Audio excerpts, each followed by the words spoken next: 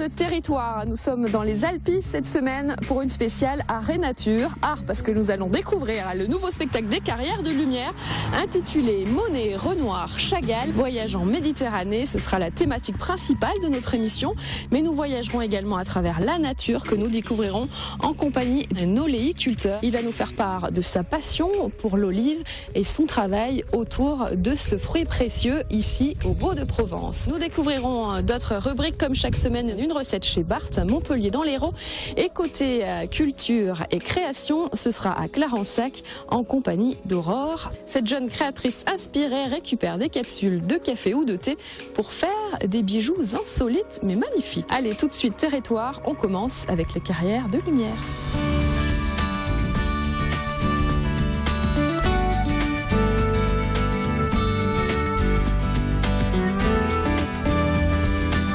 En visite à la Cité des Beaux, nous prenons maintenant la direction du site Les Carrières de Lumière pour une escapade culturelle et magique ouverte à tous. Les projections d'images diffusées chaque année dans les carrières du Val d'Enfer ont été rebaptisées Carrières de Lumière. Au cœur des Alpilles, ces monumentales carrières de lumière accueillent des spectacles multimédia uniques au monde. Après Gauguin et Van Gogh, les peintres de la couleur, c'est maintenant Monet, Renoir, Chagall, voyage en Méditerranée, donc ce nouveau spectacle proposé ici au Beau-de-Provence. Alors vous allez nous présenter un petit peu les séquences de ce spectacle et ce que les visiteurs vont découvrir ici en venant dans ces carrières. Comme l'indique le titre, c'est un voyage en Méditerranée à travers la peinture, à travers une quinzaine de peintres qui depuis l'impressionnisme jusqu'à l'art moderne ont puisé dans les couleurs, dans la lumière, dans les paysages des bords de la Méditerranée. Ils ont puisé leur inspiration et ils y ont connu une maturation picturale qui a donné petit à petit une ouverture vers l'art moderne. Et pendant une trentaine de minutes, ce qu'on propose aux visiteurs, c'est réellement de s'immerger dans ces tableaux qui éclatent de couleurs et qui sont connus par ce qu'ils inspirent aussi la joie de vivre.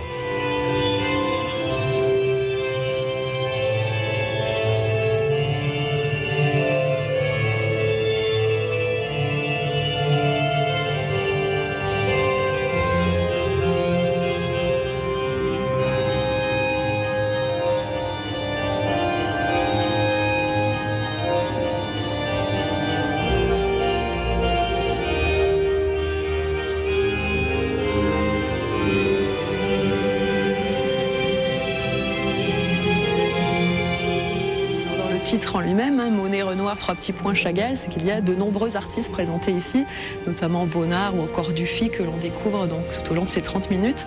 Alors c'est un festival de couleurs et comment cela a été mis en place parce qu'on voit des tableaux, on se demande comment ils ont pu être comme ça mis en image et en mouvement. Alors effectivement, il y a 15 peintres qui sont présentés ici dans ce spectacle. Des très connus comme Monet et Renoir, moins connus comme Dufy par exemple. La difficulté que vous évoquez de reproduire ces peintures, elle est effectivement technique parce que il y a un travail qu'on appelle d'encodage qui consiste à reprendre chaque tableau, chaque image et à faire les contours et retravailler un petit peu le tableau en lui-même de façon à ce qu'il puisse apparaître sur des murs un petit peu sur mesure. Donc évidemment c'est un travail long et laborieux mais qui est très intéressant et qui grâce à une équipe technique quand même maintenant très aguerrie permet d'avoir un résultat très performant. Rencontre avec l'un des réalisateurs, Gianfranco Lanuzzi. Maintenant, ça fait plus de 20 ans que je travaille dans les carrières. C'est un peu mon atelier privilégié. J'ai une grande chance de pouvoir avoir un atelier de 4000 mètres carrés de surface de projection. Donc, effectivement, mes installations, ils sont aussi ailleurs. Mais il y a un attachement vraiment affectif, je dirais, avec ces lieux, parce que j'ai démarré au début un peu de cette carrière, si on peut parler de carrière de réalisateur, dans ces lieux-là. Et je suis toujours resté un peu attaché à ça. C'est le cœur qui parle. Bien sûr. Donc la carrière évolue, les techniques évoluent, tout change. Alors justement, il y a plus de projecteurs que le spectacle précédent. Voilà, on a ajouté une vingtaine de vidéoprojecteurs. On a modifié la technologie de certains puisqu'on a aujourd'hui essayé avec 8 nouveaux vidéoprojecteurs de mettre du LED, c'est-à-dire des vidéoprojecteurs sans ampoule, ce qui permet de garder en permanence une image très nette. sachant le lieu reste ce qui donne le plus. Parce qu'il est tellement fort, on ne peut pas se permettre de projeter ce que nous on veut. Il faut que lui, il accepte ce que nous on veut faire. Et à chaque fois, c'est une surprise. Et ça, c'est ce que j'adore. Qu'à chaque fois, la surprise de voir comme le lieu va restituer notre travail. Et le public va s'approprier justement de ce résultat, que c'est la médiation entre notre travail, entre notre création et les lieux, qui va réfléchir et répondre à sa façon. Je dirais qu'un personnage en lui-même, parce qu'en quelque sorte, il le transforme. Il le transforme et au niveau de l'espace et des perspectives, des piliers, des profondeurs, tout ça, mais aussi au niveau de la surface, de la granulosité, de la paroi, de la couleur de la paroi. Donc effectivement, en fonction de le public où il va se trouver dans l'espace, il verra une chose, mais s'il trouve un autre endroit, il verra une autre chose. Et donc c'est à chaque fois, même pour nous, c'est une découverte. Le spectateur se retrouve totalement immergé dans l'image projetée sur toutes les surfaces de la pierre. Le sol est intégralement recouvert et devient un immense tapis d'images. Chaque espace des carrières invite ainsi le visiteur à un voyage sonore et visuel hors du commun.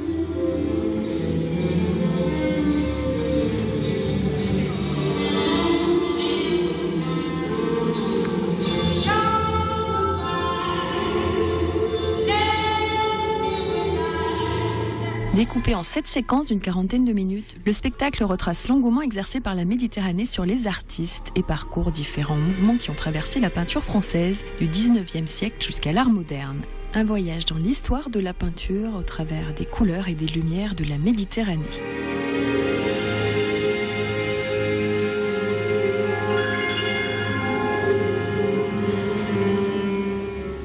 Entre chaque projection de Monet, Renoir, Chagall voyage en Méditerranée, les visiteurs profiteront d'une autre séance intitulée Rêve. Ce spectacle inédit propose lui une immersion dans les éléments naturels de l'infiniment petit à l'infiniment grand.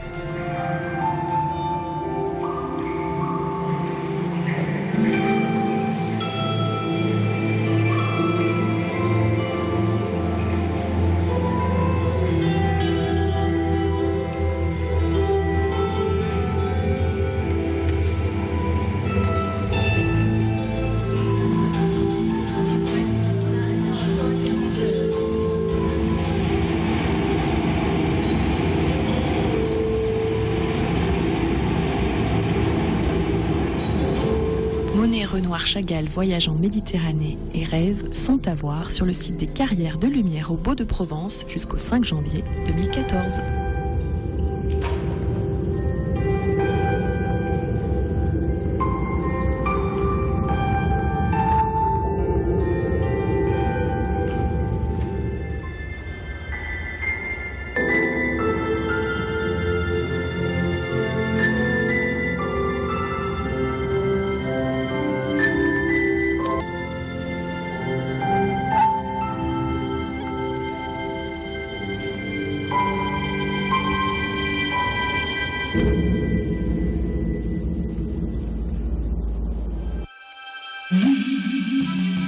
Nous partons pour notre destination dans le Gard, cette fois-ci du côté de Clarensac, pour découvrir une artiste autodidacte qui fabrique des bijoux à base de capsules de récupération.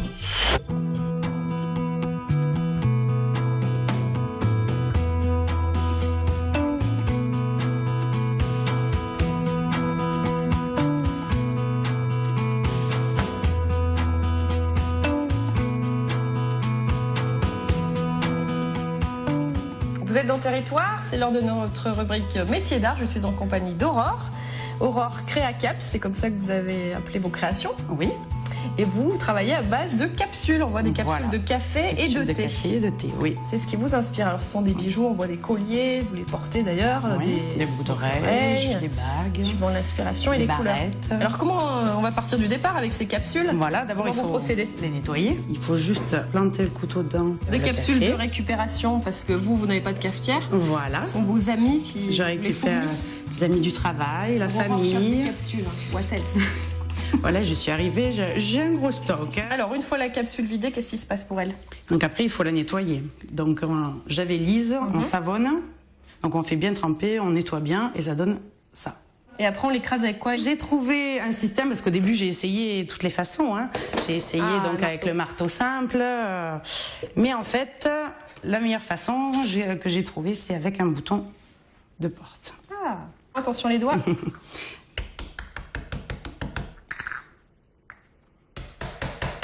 Donc après, tout dépend de la façon... De la forme de la hauteur, on la appuie forme de plus ce ou qu'on moins. veut, voilà. Parce que là, par exemple, je l'écrase, je laisse un volume parce que ensuite j'aime bien fonctionner avec donc les perles que je vernis dedans et qui restent collées. Ou alors, on peut également l'écraser complètement.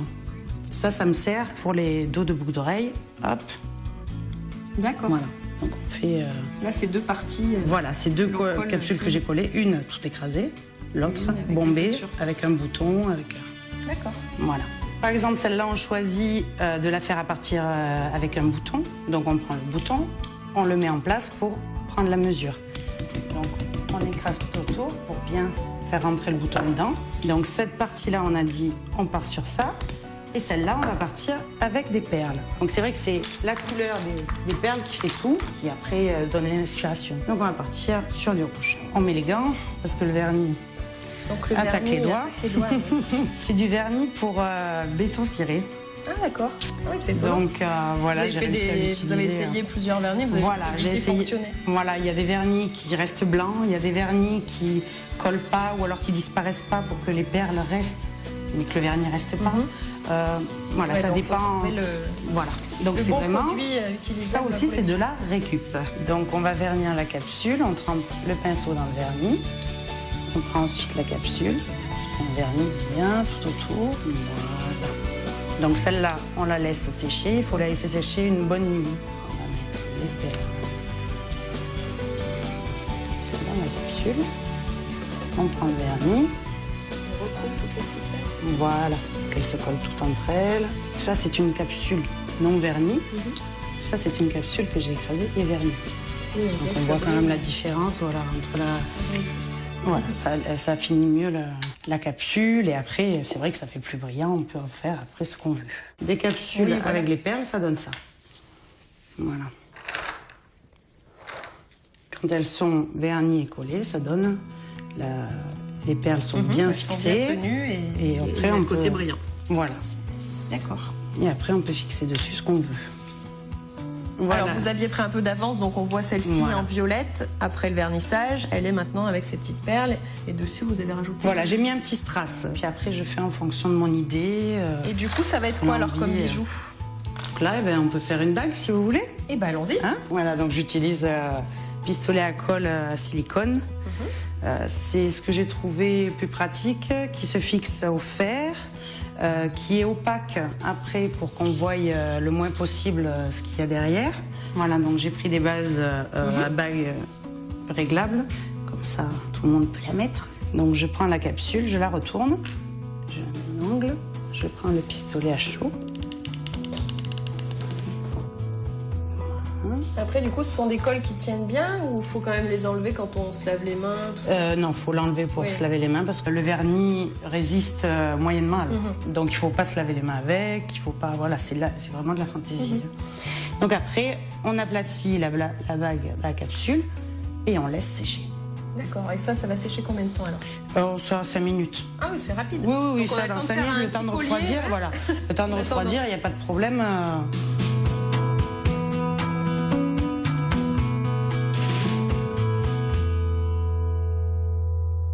Ensuite, hop, il y a du bleu. On va prendre du bleu, un fil de fer, je prends un argenté. Je coupe une partie de fer. Donc je vais prendre la lime pour limer le bout parce que quand on coupe, ces fils de fer sont toujours un peu accrocheurs, donc ça peut abîmer la peau ou on peut le sentir. Donc du coup, on lime juste le bout. Ensuite, on prend un collier. Donc moi, j'aime bien les colliers que ce soit ou en fil en fer rigide comme ça, ou alors les tissus. Pour celui-là, on va prendre un fil de fer bleu.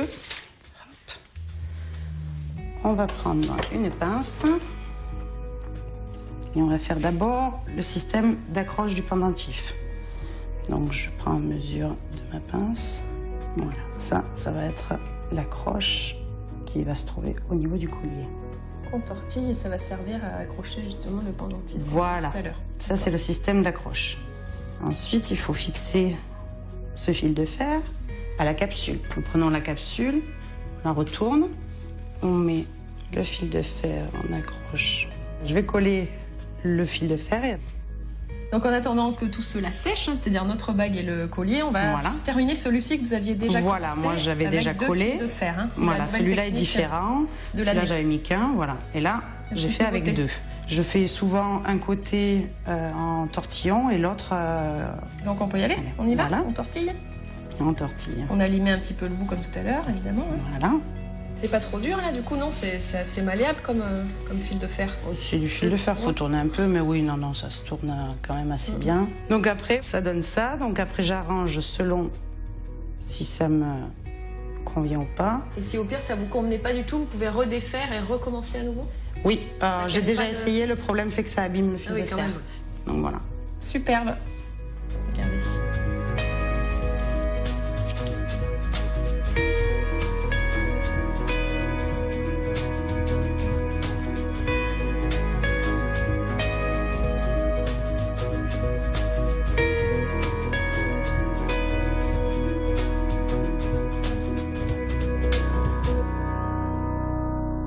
On peut peut-être montrer avant de commencer le porte-clés. Oui. Vous allez réaliser Le collier. voilà, le collier et la bague qui ont l'air secs, non? Voilà, Ça a donc on a séché, voilà, fini. c'est parfait. Hop, on a fait la bague. Moi, j'agrandis un peu. Sinon, ça passe pas. Et voilà, une bague. Magnifique. Fini. Terminé. Donc c'est assez Le rapide en collier. réalisation. Par contre là, il va falloir tordre aussi un petit peu. Voilà. Le collier, donc on a la fixation, on a le collier. Maintenant, il faut faire la partie d'en haut.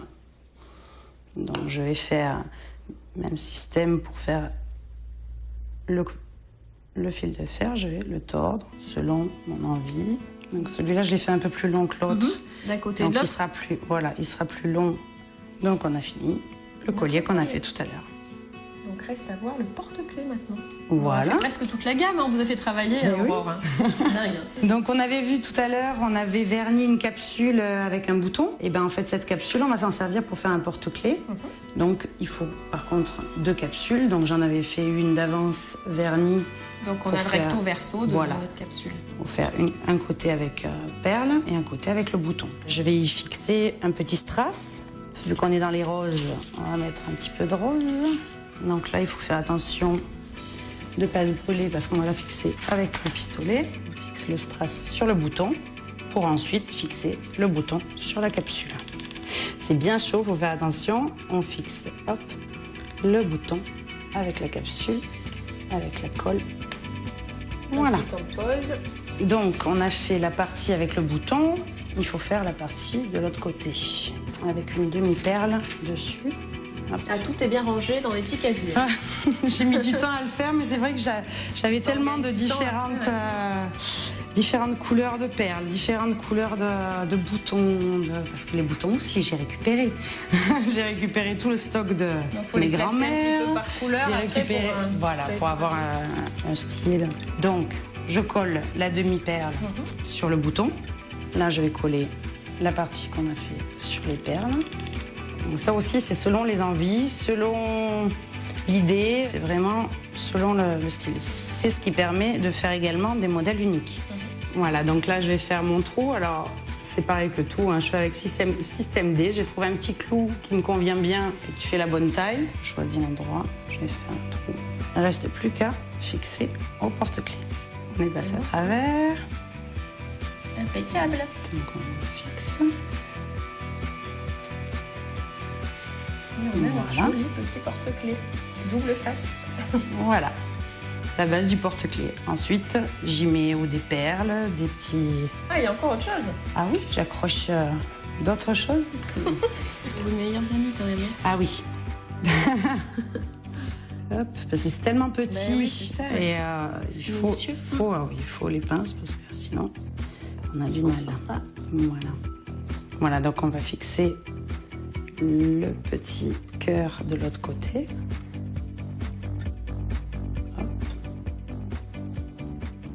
Et voilà, un petit porte-clés terminé.